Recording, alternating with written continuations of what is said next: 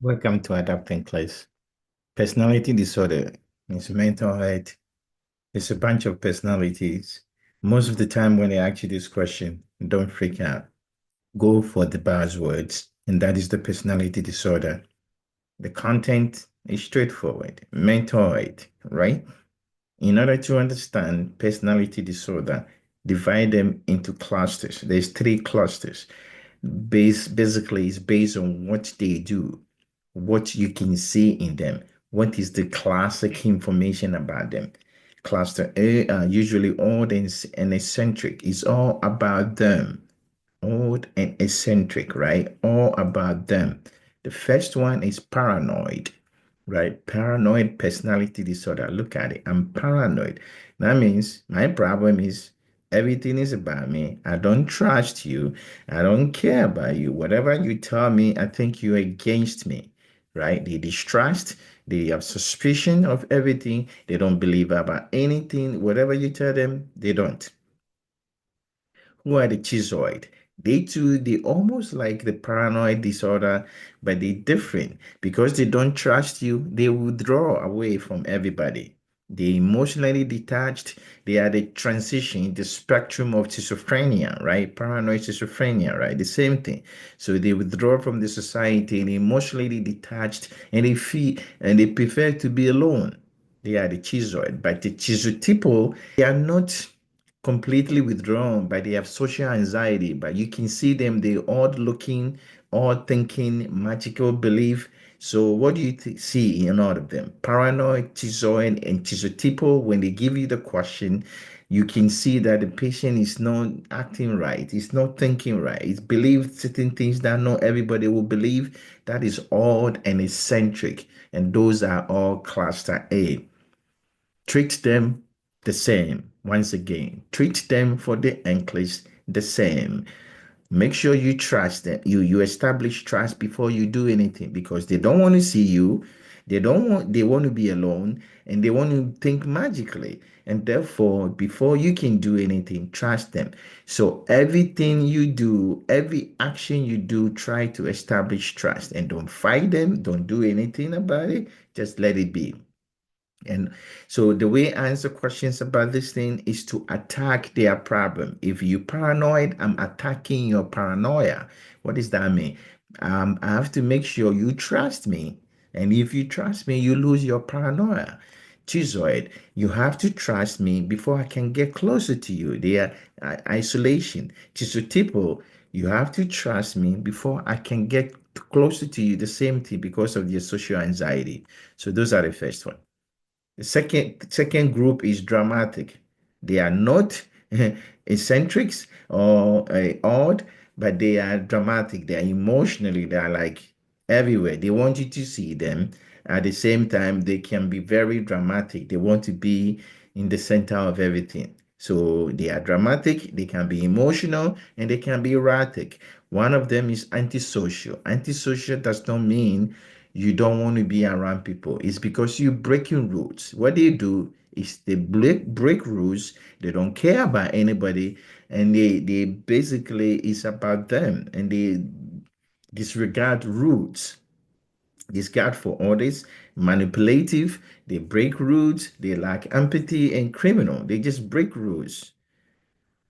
The second group is borderline personality disorder. The same thing, but they mostly more focus on dramatic behavior and emotional.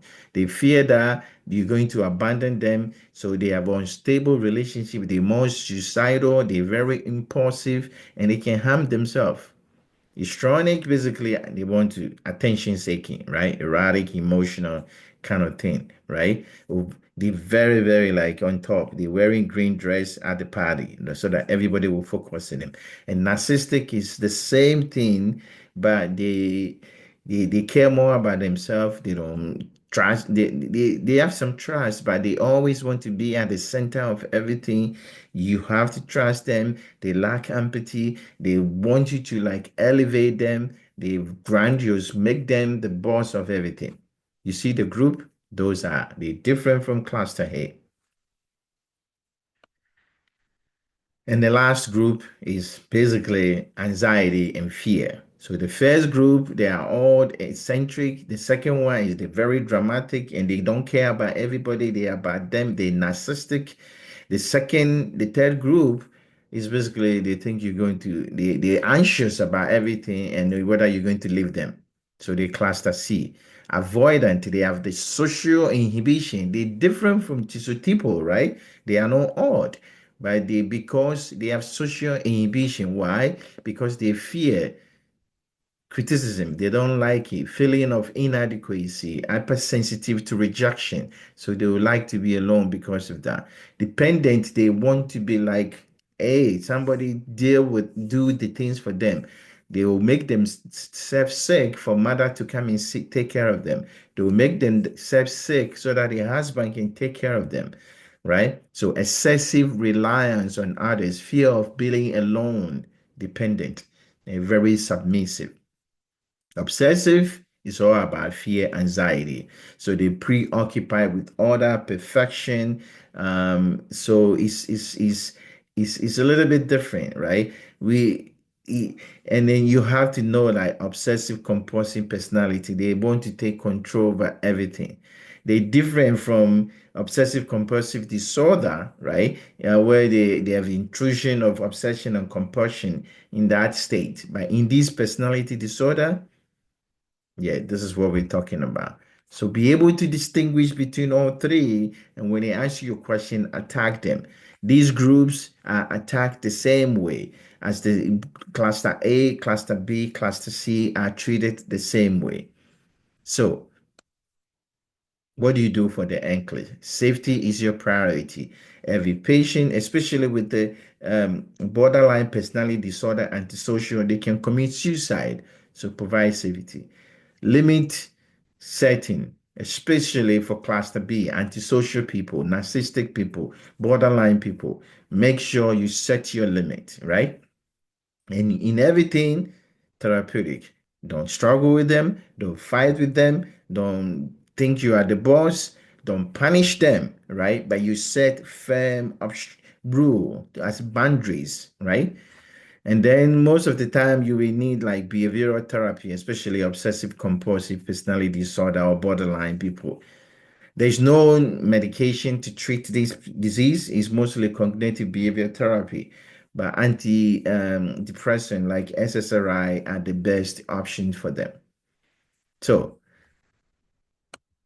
I give you some questions so that you can use it to think about it. And next is caring for a client with borderline personality disorder who has a history of self-harm. The client state, I feel so abandoned, right? It's a borderline personality disorder right now, and I just want to cut myself. They splitting, they want to be like attention, unstable behavior, commit suicide. What do you want to do? You shouldn't feel that way. Try to think positively. No, that is not therapeutic. Intervene. Why do you always react like that? Why question is not always a good answer. I understand you feel abandoned, asking for more. Let's talk about what's making you feel this way. Best answer. You just want attention. That's wrong answer. There are better ways to help you. I don't care. Attack them, and that means figure out what they're looking for and provide some attention. Which of the following intervention is most important? And next is caring for a client with antisocial disorder.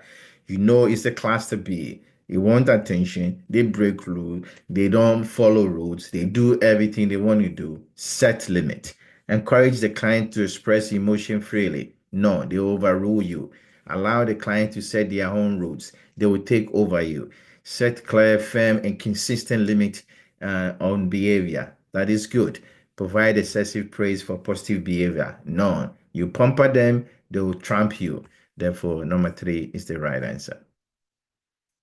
The client with avoidant personality disorder, you see, they hate criticism, right? Is admitted to the mental health unit. Which behavior would the nurse expect? Always attack the disorder. So when you see question like that, go for the disorder. What is avoidant personality disorder? They hate criticism, so they want to be alone, social inhibition. Always, I tell people, always when they ask you a question, the answer is there. The buzzword is avoidant personality disorder. Tell yourself, what does that mean? This is what the patient do. Therefore, I know what the patient is going to behave like. I look at the answer choice. Which behavior should you expect? Excessive need for admiration and grandiosity. No, it's not narcissistic. Detached from social isolation, emotional coldness. No, it's not cluster A. Manipulative behavior and disregard for others' behavior. It's not cluster B, right? Severe fear of criticism and social isolation. That's cluster C. You see how you answer the question. Number four is your right answer. And then is planning care for a client with dependent personality disorder. Dependent, right? That's cluster C. Which nursing intervention is most appropriate?